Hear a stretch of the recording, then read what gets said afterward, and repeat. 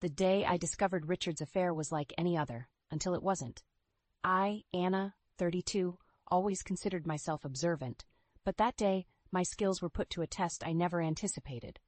Returning home early from work, I was met with a sight that froze me in my tracks.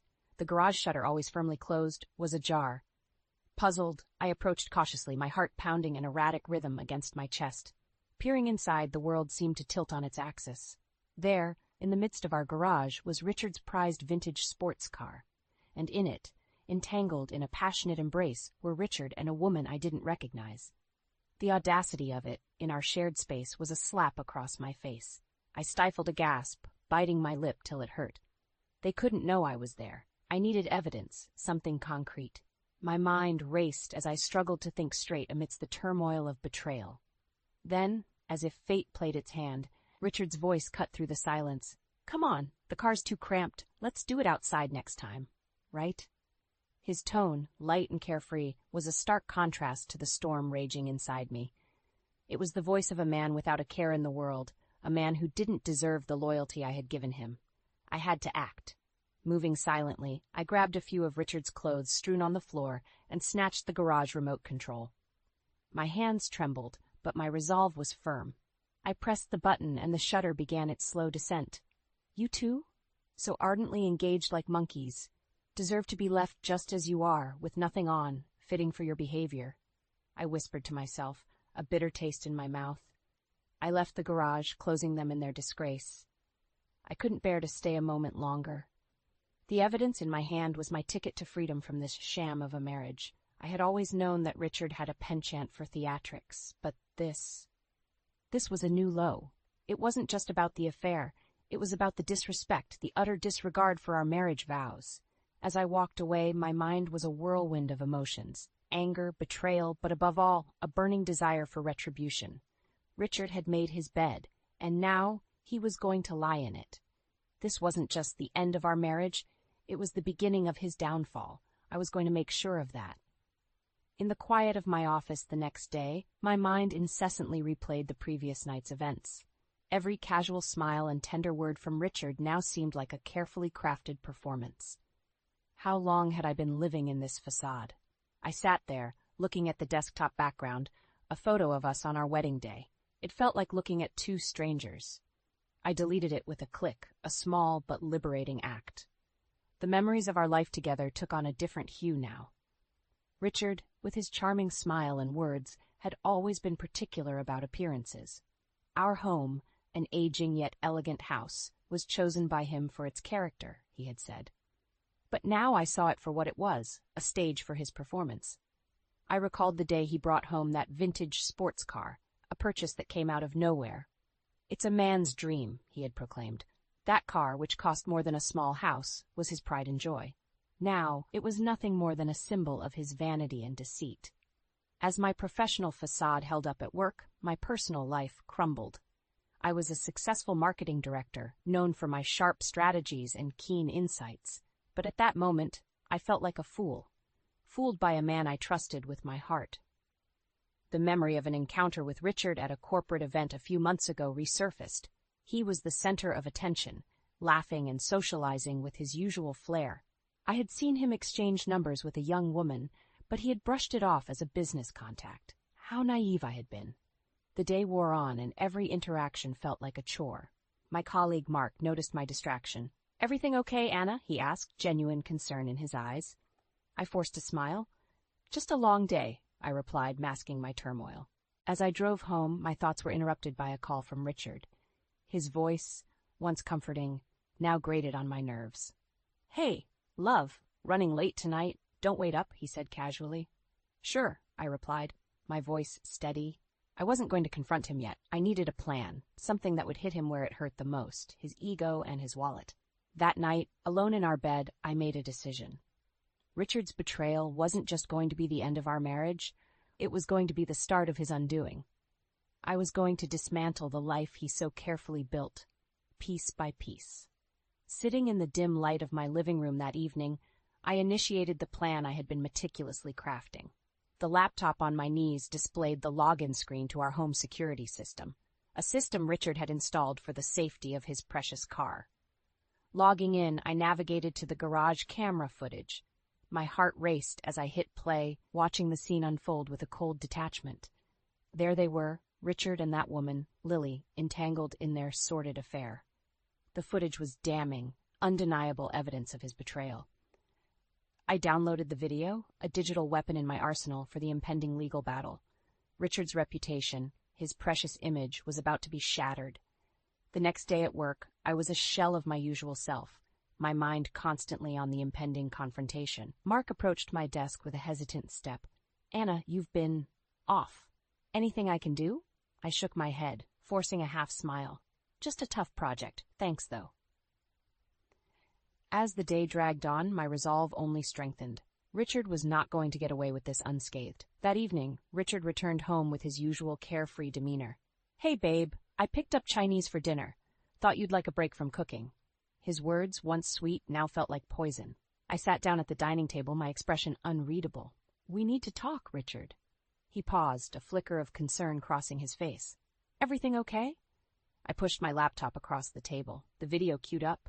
"Why don't you tell me?" Richard's face paled as the video played. His eyes darted from the screen to my face, searching for some sign of forgiveness. "Anna, this isn't what it looks like," he stammered, his usual eloquence gone. I leaned back, my voice calm but laced with venom. "Oh, I think it's exactly what it looks like, Richard, you cheating on me, in our own home." Richard scrambled for words, his mask crumbling. "It was a mistake. I love you, Anna. We can work through this." A bitter laugh escaped my lips. "Work through this? There's nothing left to work through. I want a divorce, Richard, and I want you to suffer for what you've done." His face contorted in a mix of anger and panic. "You can't do this to me. Think about our reputation, our social standing. That's all you care about, isn't it? Your precious reputation. Well, it's about to come crashing down." I stood up, my decision final. "I'll be contacting my lawyer in the morning. I suggest you do the same." Richard sat there, a defeated man, as I walked away. The web of lies he had woven was unraveling, and I was going to make sure it ensnared him in the end. In the days that followed, my home felt like a battleground, charged with silent tension and unspoken words. Richard tried to regain control, alternating between desperate pleas and veiled threats. But I was unmoved, my resolve as firm as steel. At work, I maintained my professional facade, but the weight of the situation was a constant shadow. During a meeting, I found my thoughts drifting, only to be brought back by Mark's concerned voice. "Anna, you sure you're okay? You seem distracted." I brushed it off with a strained smile. "Just a lot on my mind. I'll be fine." But the truth was far from it. I was planning my next move, a move that would ensure Richard paid for his betrayal. The more he tried to sweet-talk his way out of the situation, the more resolute I became. One evening, as Richard returned from work, his usual mask of confidence was replaced by an air of defeat. He slumped into a chair, looking at me with weary eyes. "Anna, can't we talk about this? I know I messed up, but we can fix it." His words fell on deaf ears. I had heard enough of his lies. "There's nothing left to discuss, Richard. I've made up my mind." He leaned forward, desperation in his voice. "You're going to destroy everything we've built. Think about what people will say." "People? Is that all you care about? What about us, Richard? What about our marriage?" He fell silent, unable to answer. His concern for public image had always overshadowed our relationship. The next day, I sought solace with Mrs. Harper, my mentor and confidant. She listened intently as I poured out my heart. "You need a break from all this, Anna," she advised. "Why not take that international project? Get away for a while." The idea was appealing. A chance to escape the suffocating atmosphere at home and put some distance between Richard and me. I made the decision. I was going to take the project and use the opportunity to gather my strength for the impending legal battle.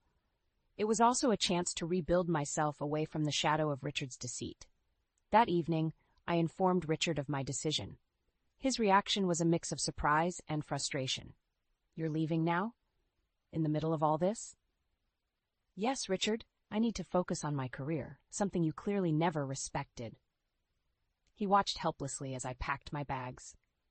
For the first time, I saw a hint of fear in his eyes, fear of losing control, fear of facing the consequences alone.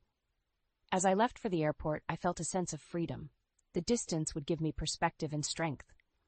Richard's web of lies had been torn apart, and now it was time to rebuild my life on my terms. The international project was a breath of fresh air, a much-needed escape from the stifling situation back home.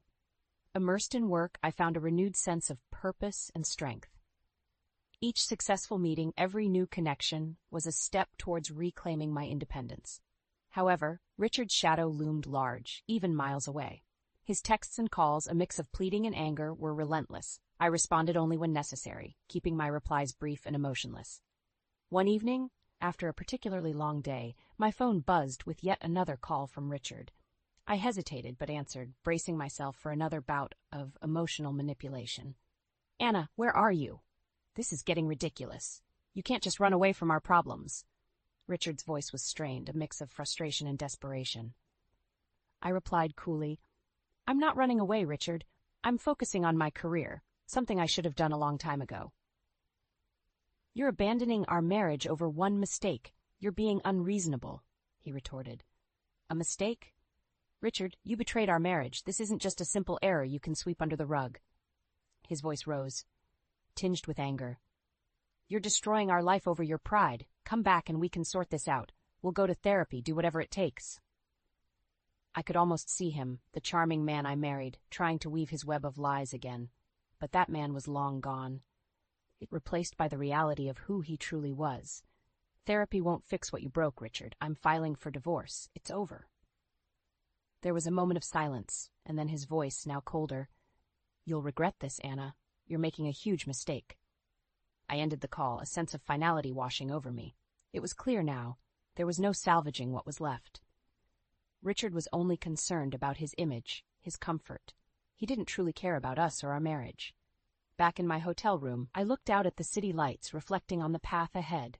The divorce would be messy, no doubt. Richard would fight it, perhaps out of spite or fear of losing his public persona. But I was ready for it. I had gathered enough evidence, and with my career thriving, I was financially secure. As the days passed, I grew more determined. Richard's attempts to reach out became more infrequent, his messages a mix of self-pity and veiled threats, but they no longer affected me. I was moving forward, leaving the shadow of our failed marriage behind. Upon my return, the reality of my crumbling marriage hit me like a tidal wave. The house, once a symbol of our shared dreams, now felt like a prison of memories best forgotten. I moved into a modest apartment, a space that was mine alone, free from Richard's deceitful presence. The day of our final confrontation arrived sooner than I expected. Richard, looking more disheveled than I had ever seen him, had requested to meet under the guise of discussing the terms of our divorce. As I sat across from him in the sterile environment of a lawyer's office, I felt a surge of power. This was my territory, my rules. Richard started with his usual charm, but there was a hint of desperation in his voice. "Anna, can't we settle this amicably? Think about the years we spent together." His words were like echoes from a past life. "Amicable? After what you've done? You must be joking," I replied, my voice steady. He shifted uncomfortably in his seat, then leaned forward. "What do you want, Anna? Money? The house? Just name it." I looked him straight in the eyes. "I want justice, Richard. You don't get to buy your way out of this." His facade cracked, revealing the selfish man I had come to know. "You're ruining my life over this. I hope you're happy." "Happy? No, Richard, but I will have peace knowing you can't hurt me anymore." The negotiation was tense, with Richard trying to manipulate every term in his favor, but I stood my ground, backed by solid evidence and a resolute legal team. As we neared the end of the meeting, Richard's demeanor changed. He was no longer the confident man I had married. Instead, he was a man cornered by his own actions, lashing out in a futile attempt to regain control. "This is a mistake, Anna. You'll regret this," he hissed, his eyes dark with anger. "I already regret many things, Richard. Letting you control my life for so long is one of them. This divorce is not a mistake. It's a correction." With the final papers signed, I walked out of the office feeling lighter than I had in years. The chains of our toxic marriage were finally broken. Richard had lost more than just a wife. He had lost the respect of his peers, the facade of the perfect husband, and soon he would face the full consequences of his actions in the eyes of the law and society. I had not only survived Richard's betrayal, but emerged stronger, more determined. The chapter of my life that included him was closed, and a new, promising chapter was waiting to be written. The months following the divorce were a whirlwind. I had successfully navigated the legal labyrinth, emerging victorious but not unscathed. The divorce was more than just a legal separation. It was a reclaiming of my identity, my independence. In my new apartment, each morning brought a sense of renewal. I relished the freedom, the quiet, and the space to think and plan my future. My career, which had always been a source of pride, now became my focus. I dove into my work with a renewed vigor, finding solace in my achievements. News of Richard's downfall spread like wildfire. His reputation, once his most prized possession, was now tarnished. His professional life suffered as clients and colleagues distanced themselves. The man who had thrived on control and appearances was now struggling to keep his world from crumbling. I heard through mutual acquaintances that he had sold the vintage sports car, a symbol of his vanity, to cover legal expenses. It was a poetic end to the object that had once been a catalyst for our downfall. One evening, as I sat sipping coffee in my living room, I reflected on the journey. The pain, the betrayal, and the fight had transformed me. I was no longer the woman who had naively believed in Richard's lies. I was stronger, wiser, and more determined. A call from Mrs. Harper, who had been my rock throughout the ordeal, interrupted my thoughts. "Anna, how are you holding up?" "Better than ever," I replied, a genuine smile on my face. "That's wonderful to hear. You know, there's an opening for a senior position in the company's overseas branch. I think you'd be perfect for it." The offer took me by surprise. It was an opportunity I had always dreamed of but never pursued, held back by the confines of my marriage. I don't know what to say, Mrs. Harper. It's a big step. A step you're more than ready for, Anna. You've proven your strength and resilience. It's time to take on the world. I let the words sink in. This was more than just a job offer. It was a chance to start anew, to build a life on my terms, free from the shadows of the past. "I'll do it," I said, my voice steady with resolve. "It's time for a new adventure." As I ended the call, I looked around my apartment, a space that had become my sanctuary. It was time to leave it behind, to embark on a new journey. Richard's betrayal had shattered my world, but in its place I had built something stronger, something truly my own. As I packed my bags for the move, I felt a sense of excitement for the future, a future that was mine to shape.